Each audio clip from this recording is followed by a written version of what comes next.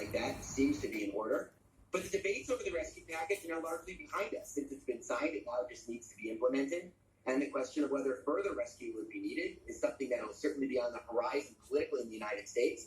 Although, again, I think in the short term, the real imperative is dealing with the rising cases and so crucially finding some way, Benita, to at least contain the places where the virus is spun out of control. We've seen that quarantine plan proved to be unrealistic, at least a closure of the New York area. But are there other tricks that'll be up Donald Trump's sleeve and even more importantly, up the sleeves of the various governors of the 50 states? And watching all those tricks up everybody's sleeves. Thank you so much, Senior Correspondent Owen Altman. We appreciate that update.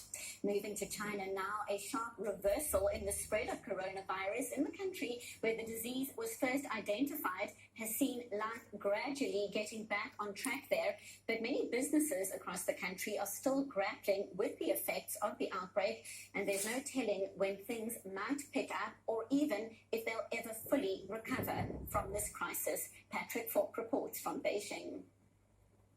One thing that's compounded the effects of coronavirus on businesses is that none could have predicted how long the outbreak would last. If I knew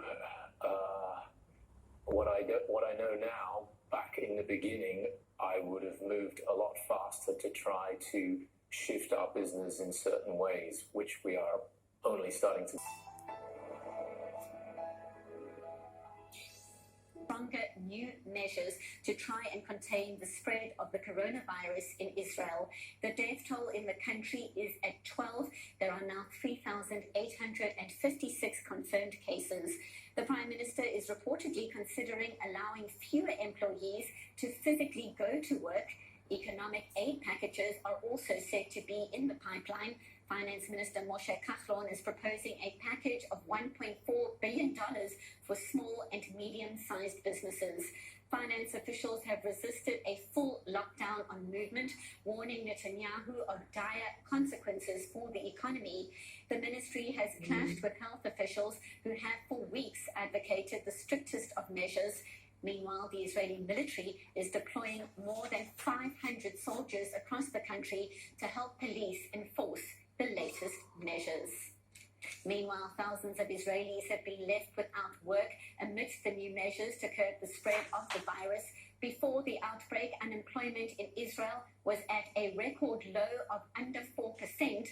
Now, more than 22.15% of workers in the country are unemployed. Now, that's close to 1 million people without work right now, many asking, how long will this situation last? Well, for more on this story, we cross live to our correspondent, Ariel Levin-Walsman, at an unemployment center in Tel Aviv. Ariel, these are devastating unemployment figures coming out. What are people at the unemployment office saying at the moment? Well, people are very worried about whether or not they're going to have jobs to get back to after this all ends. And when it will all end is the next big question. Right now, most people that are salaried workers can collect about 75% of their paychecks. The issue is if the businesses stay under for that much longer, many of them won't come back. We're looking at some pretty staggering numbers. Right now, the most updated numbers from today are showing more than 920,000 claims are being filed this month. That's just from this month alone. We've seen a 760,000 increase, bringing those unemployment numbers as high as they are.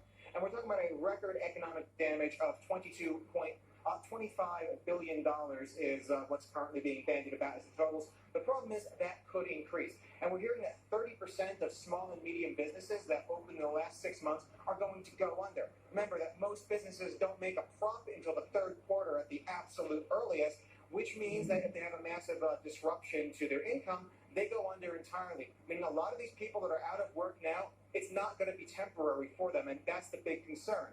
How long can they keep on getting unemployment checks from the government? How long can they go without work? How long can the economy as a whole support this sort of damage? You asked how long this can go on for yourself, and the big question is, if it goes on for too long, can the economy recover at all?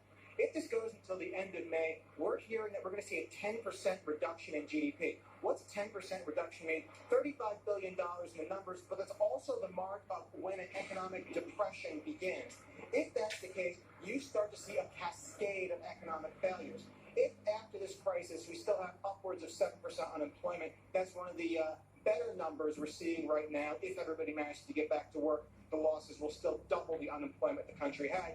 If we have 7% unemployment, there's less people buying. That means less businesses stay solvent. So we can see a cascade of growing failures even after the coronavirus crisis is resolved. A lot of uncertainty, a lot of fear and doubt right now. There's some pretty scary numbers coming down the pipeline. As you say, Ariel, very frightening numbers there. Finance Minister Moshe Kahlon has been holding meetings on the crisis. Talk us through the financial aid packages being considered by the Finance Ministry at the moment to try and help people in this dire situation. So let's talk about direct grants. We're seeing $1.4 billion in small business grants. And that could also be a similar number going to self-employed people. That would be business owners that don't qualify as salaried to collect pensions or collect any sort of unemployment benefits. We're also seeing $1.7 billion in larger business grants as part of mass rallies planned for next week along the border with Israel amid concerns about the spread of the virus in the densely populated territory. The rallies were called for this Monday to mark the second anniversary of the Great March of Return. The Palestinian Islamic Jihad calling on people not to march tomorrow, but rather to raise Palestinian flags on their rooftops and burn Israeli ones. There are at least 9 confirmed cases of coronavirus in the Gaza Strip. The Gaza municipality is campaigning to organise, sterilise and clean the Gaza markets in a serious attempt to prevent the spread of coronavirus. The municipalities carry out this activity despite the lack of capabilities and equipment, but this is the duty of the municipalities to strive to prevent the spread of the virus. Moving to the West Bank now, where Palestinians have wired the area with roadblocks in a desperate bid to keep the pandemic from spreading. Officials there are treating 95 cases. 1 woman has died from the virus. The Palestinian Authority warning it will be short of equipment to handle the pandemic in the West Bank. Palestinian Prime Minister Mohammed Shia ordering stricter enforcement measures to prevent Palestinian civilians from moving between villages and cities. He is also calling for further testing that focuses on Palestinians returning from Israel or from abroad. Moving to Europe now, and Italy's death toll is now the highest in the world at more than 10,000. Fatalities passed the grim milestone on the weekend with more than 92,000 confirmed cases. As Italy enters its 6th week of restrictions, many are asking why its death rate seems so much higher than other countries. Experts say it's down to a combination of factors, including the country's large elderly population, which is more susceptible to the virus.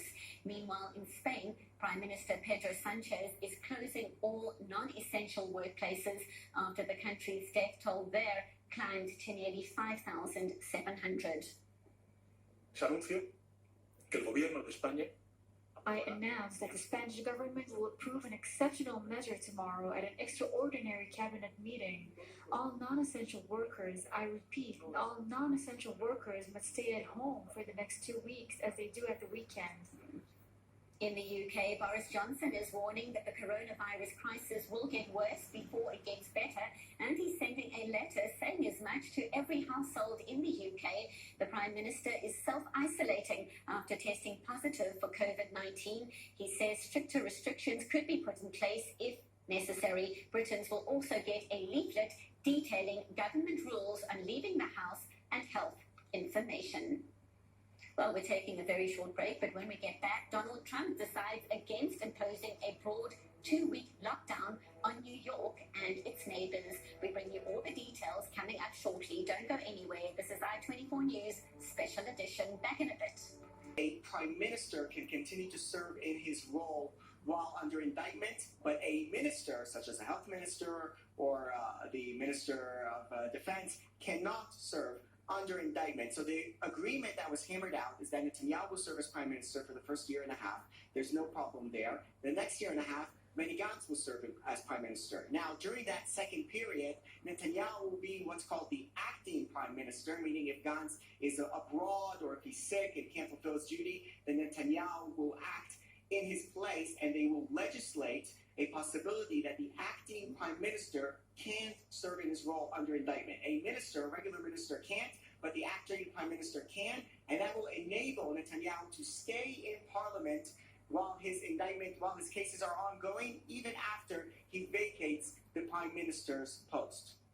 So, Alec, let's turn our attention now specifically to the coronavirus. Much concern about the possible spread of COVID-19. Talk us through the fact that we're hearing that there could be even stronger measures being implemented. We're hearing the possibility, although it's just a possibility, of a full lockdown. How will this impact how Israelis are living their lives right now?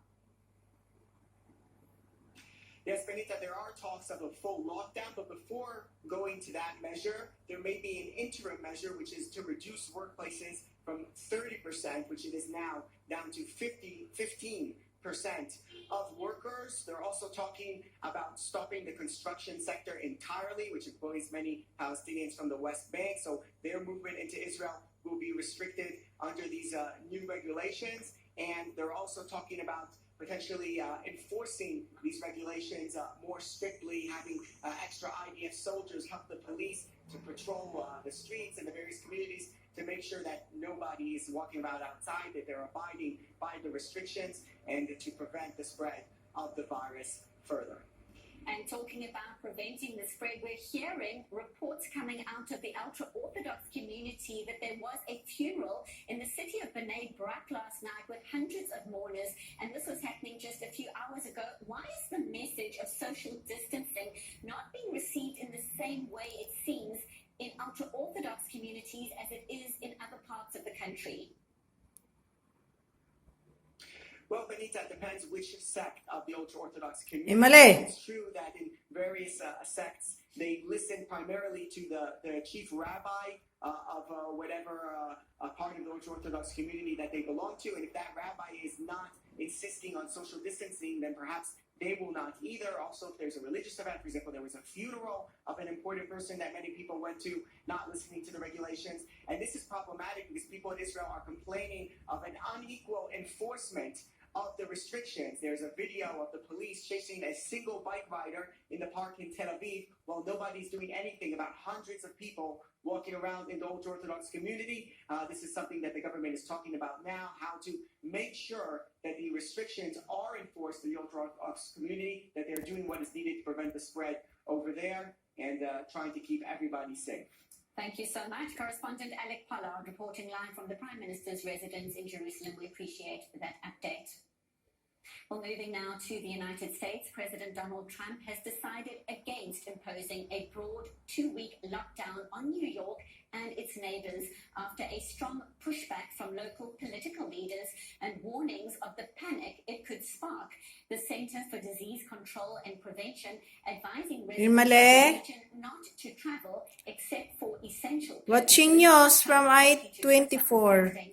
To say a quarantine will not be necessary. His message coming hours after he stunned the New York metropolitan region. This is news from the morning in I24 news. With a proposal to place it under quarantine to prevent residents from leaving. New York State has reported more than 53,000 cases of the virus out of more than 124,000 nationwide. Well, for more on this story, we're now joined by our senior correspondent, Owen Alterman. So Donald Trump deciding against imposing a broad 2-week lockdown on New York and its neighbors. Owen, break down what authorities there are facing. What is the latest information you can share? Look, Benita, the cases continue to climb, the deaths continue to climb, the number of people who are hospitalized, including in intensive care, have generally continued to climb, even if New York State had at least a 1-day decrease in that figure. Obviously, it continues to be a very worrying picture. And the reality is there's obviously a shortage of hospital beds and the supplies and the personnel. But given the curve in the United States, given the rise in cases, particularly that concentrated hub of New York, it would be impossible for any country to be able to cope with that with the number of supplies. The real challenge in the United States is to flatten the curve, as we've so famously been told over the course of the past few months, and even more urgently in the United States, to try to take steps to at least contain the virus in the places where it's already been out of control. That was the thrust behind Donald Trump's proposal of a quarantine around the New York area. Unfortunately, in that case, the science crashes up against politics and culture, the scientific imperative to impose a closure like that, crashing up against the politics and the culture of the United States, which don't really accommodate a step like that, meaning that